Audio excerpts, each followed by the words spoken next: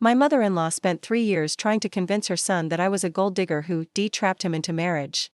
She had no idea that I was the one who insisted on a prenup, not to protect myself from her son, but to protect my $89 million trust fund from ever becoming a weapon in her hands.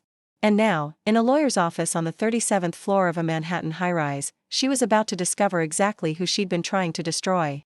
My name is Eliza Harrington Caldwell. I'm 29 years old, and for the past 3 years, I've been married to the love of my life, Jonathan Caldwell. I've also been the target of a relentless campaign of humiliation, manipulation, and cruelty orchestrated by his mother, Victoria Caldwell, a woman who believes that her son deserves royalty and got stuck with what she calls the help. Victoria never missed an opportunity to remind me of my place. At family dinners, she'd comment on how I held my fork. At holidays, she'd buy everyone designer gifts and hand me a grocery store candle with the price tag still attached. At her annual garden party, she'd introduce me to her friends as Jonathan's little wife. She works in food service, isn't that quaint? She wasn't entirely wrong. I did work in food service, as a waitress at a small diner in Brooklyn, 3 days a week. What Victoria didn't know was why I worked there, or what I did the rest of the time, or who my family actually was. She never asked. She only assumed. And assumptions, as she was about to learn, can be extraordinarily expensive. I met Jonathan at that diner 4 years ago. He came in on a Tuesday afternoon, soaking wet from the rain, and ordered a cup of coffee and a slice of pie.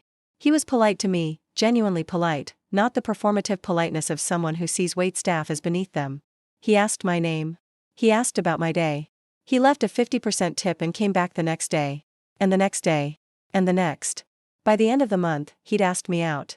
By the end of the year, he'd proposed. And through all of it, every date, every conversation, every moment of falling in love, he never once asked about my family's money. Because he didn't know it existed. I'd introduced myself as Eliza Harper, using my mother's maiden name.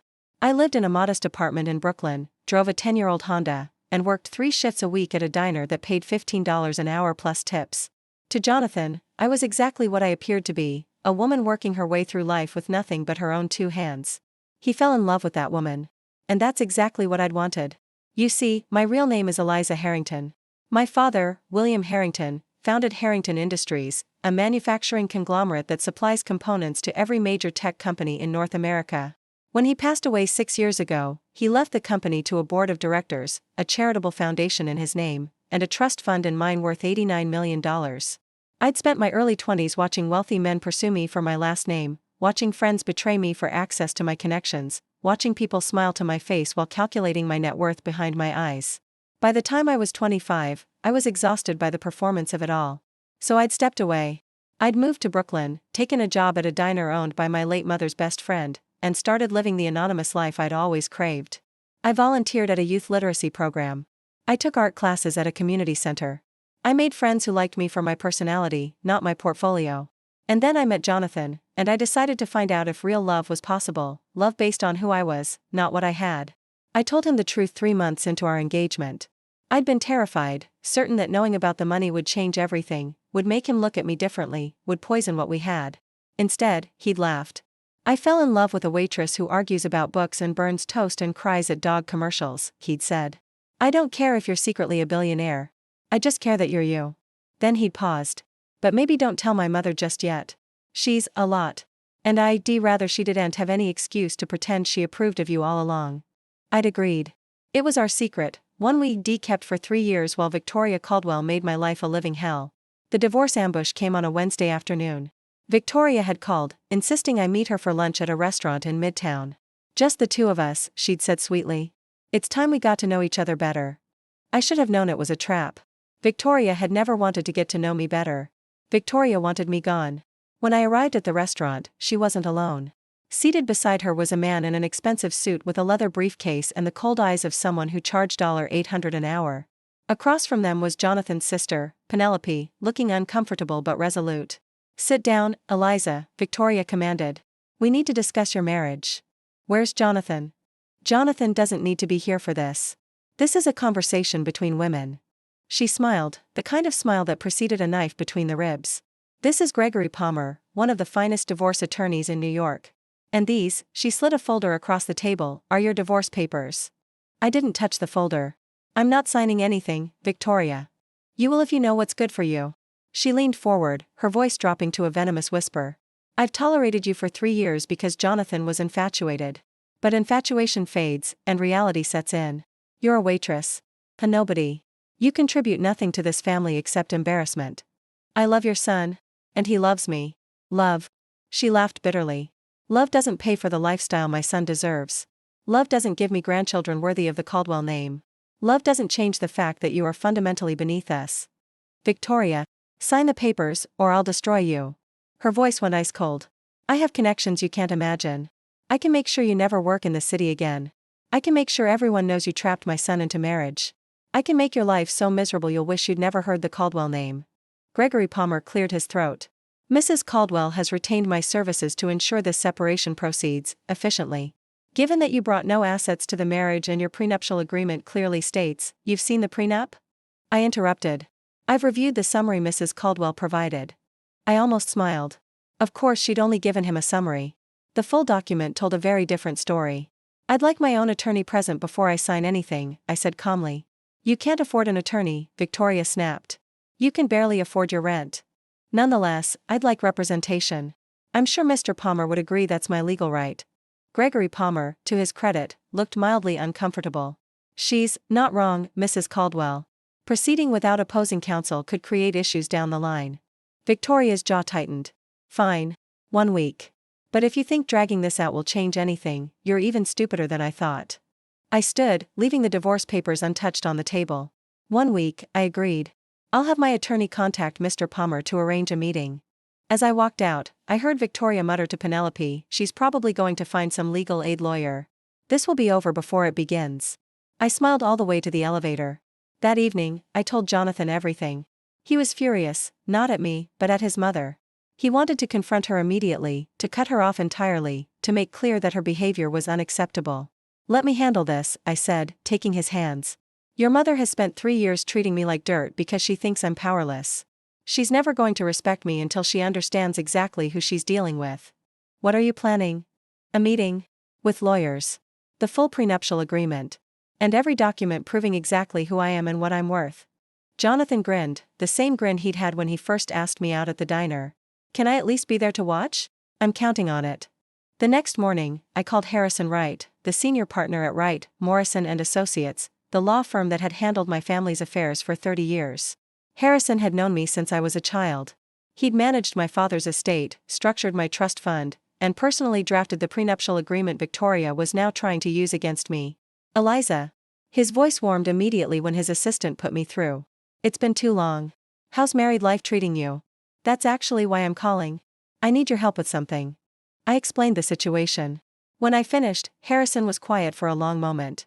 So your mother-in-law hired a divorce attorney without reading the actual prenup, doesn't know who you really are, and is trying to force you out of the marriage under threat of destruction? That's the summary, yes. Eliza, I've been practicing law for 42 years. This might be the most satisfying meeting I'll ever attend. I could hear the smile in his voice. Set it up. I'll clear my schedule. The meeting was scheduled for the following Thursday at Gregory Palmer's office, a sleek corner suite in a high-rise overlooking Central Park. Victoria had chosen the venue deliberately, I suspected. She wanted me to feel small and out of place amid the mahogany furniture and original artwork. She was already seated when Jonathan and I arrived, flanked by Penelope and Gregory Palmer. She looked at my simple blouse and slacks with undisguised contempt. No attorney, she asked sweetly. I thought you were going to find representation. He's parking the car, I said, taking a seat beside Jonathan. He should be up shortly. Victoria rolled her eyes. Let's get started. The sooner we conclude this, the sooner we can all move on with our lives. She shot a meaningful look at Jonathan. I've already started a list of appropriate young women for you to meet, darling. The Worthington girl just returned from finishing school in Switzerland. I'm not divorcing my wife, mother. You will once you understand. The door opened, and Harrison Wright walked in. He was 73 years old, silver-haired, and dressed in a suit that cost more than most people's cars. He carried a leather briefcase that had been a gift from a former Secretary of State, and he moved with the quiet confidence of a man who had won arguments against the best legal minds in the country. Gregory Palmer recognized him immediately. His face went pale. Harrison Wright, he breathed. I didn't realize you were. I mean, I've followed your career for years. The Mercer case. The Thornton acquisition. You're a legend. You're too kind. Harrison shook his hand briefly, then took the seat beside me. I'm here representing Mrs. Eliza Harrington Caldwell. Shall we begin? Victoria's eyes narrowed. Harrington Caldwell? Her name is Eliza Caldwell. Harper before that. Harper was her mother's maiden name, which she used for personal reasons during a period of privacy. Harrison opened his briefcase and began removing documents. Her legal name, as it appears on the marriage certificate and all other official documents, is Eliza Marie Harrington Caldwell. Harrington, Victoria repeated slowly. The name was clearly ringing a distant bell. Why does that? Perhaps we should review the prenuptial agreement, Harrison interrupted smoothly. I understand there's been some confusion about its terms. He slid a thick document across the table, the full prenup, not the summary Victoria had provided to Gregory.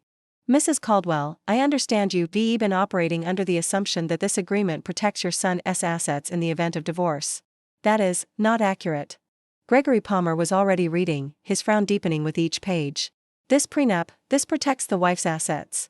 All assets brought to the marriage by Eliza Harrington remain her sole property. In the event of divorce, Jonathan Caldwell waives all claims to. He looked up. This says she has a trust fund. Correct. Harrison produced another document. The Harrington Family Trust, established by the late William Harrington of Harrington Industries, with Eliza as sole beneficiary. Current value, $89.3 million, as of last quarter's statement. The silence in the room was absolute. Victoria's face had gone completely white. That's not, she's a waitress. She works at a diner.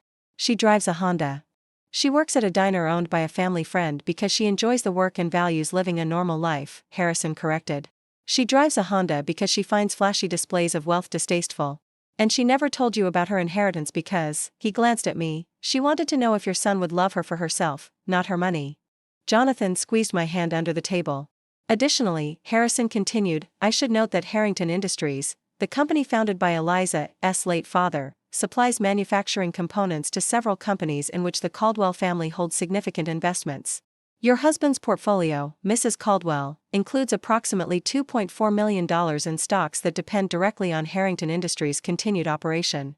He let that sink in. To summarize, your daughter-in-law is worth more than your entire family combined. Your son signed a prenup protecting her assets, not his. And you've spent 3 years publicly humiliating the sole heir to a company that substantially impacts your financial well-being. Harrison closed his briefcase with a soft click. Did you not know who she was? Victoria looked like she might actually faint. Penelope had pressed herself back into her chair as if trying to disappear. Gregory Palmer was studying the ceiling with intense focus, clearly wishing he was anywhere else. This is? Victoria's voice came out as a croak. Why didn't you tell us? You never asked. I spoke for the first time since Harrison had entered. In 3 years, you never once asked about my family, my background, my life before Jonathan. You decided I was a gold digger the moment we met, and nothing I did could change your mind. If I had known. What? You would have treated me like a human being? I shook my head.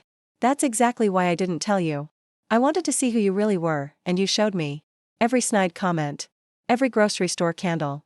Every introduction where you called me the help. I stood up. I'm not signing your divorce papers, Victoria. Jonathan and I love each other, and we're going to stay married for a very long time. But things are going to change. What do you mean? I mean that from now on, you treat me with respect.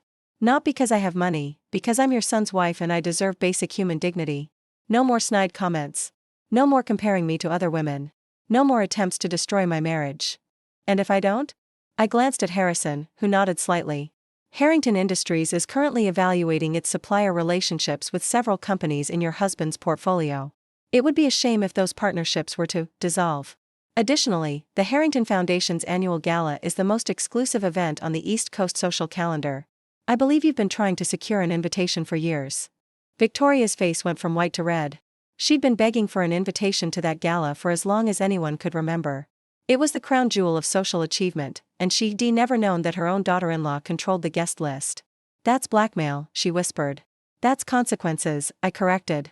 Something you've clearly never experienced before. Jonathan stood beside me. We're done here, Mother. Eliza is my wife. She's part of this family. And if you can't accept that, then you're the one who's going to be left out in the cold. We walked out together, hand in hand, leaving Victoria Caldwell sitting in stunned silence amid the ruins of her scheming. The aftermath was everything I could have hoped for. Victoria spent 2 weeks calling Jonathan, trying to explain, apologize, and negotiate in equal measure. He let most of the calls go to voicemail. When he did answer, he was polite but firm, respect Eliza, or don't be part of our lives. Penelope actually came around first. She showed up at our apartment with flowers and a genuine apology. I should have stood up to her, she admitted. I knew what she was doing was wrong. It was easier to go along. It usually is, I agreed. But easier isn't always right. We've been slowly rebuilding a relationship. She's not perfect, but she's trying, and that's more than I expected. Victoria took longer. It was 3 months before she could bring herself to have a civil conversation with me, and 6 months before anything resembling warmth entered her voice. But the snide comments stopped. The comparison stopped. The grocery store candles were replaced with thoughtful gifts that showed she actually paid attention to my interests. I don't think she'll ever truly like me. But she respects me now, and that's all I ever really wanted.